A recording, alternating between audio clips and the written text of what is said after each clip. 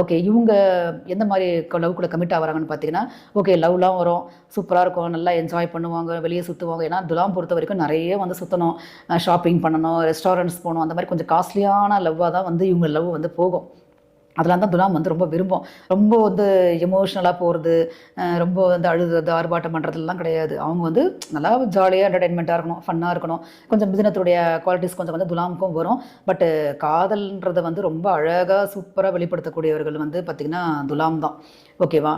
Next வந்து பார்த்தோம்னா, இவங்க ஓகே லவ்லாம் வந்து கமிட் ஆயிடுறாங்க. லவ்வுக்கு அப்புறம் எப்படி சேஞ்ச் ஆகுது அப்படின்னு பார்க்கும்பொழுது, மேக்ஸிமம் வந்து துலாம் பொறுத்த வரைக்கும் லவ் ஓகே தான்.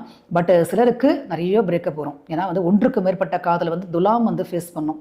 ஏன்னா வந்து சுக்கிரனுடைய ராசியாக வருது. அது மட்டும் இல்லாமல் விரையாதிபதியாக உங்களுக்கு புதனே வராரு அப்படின்றதுனால காதல் விரயங்கள், ஒன்றுக்கு மேற்பட்ட காதல் வந்து அதில் வந்து பிரேக்கப் வர்றது, இவங்க எதிர்பார்க்குற மாதிரியாக அந்த ஸ்பௌஸ் இருக்காது. ஏன்னா அந்த வரக்கூடிய அந்த பர்சன் வந்து பார்த்திங்கன்னா, இவங்க லவ்வில் கமிட் ஆன பிறகு பார்த்திங்கன்னா அந்த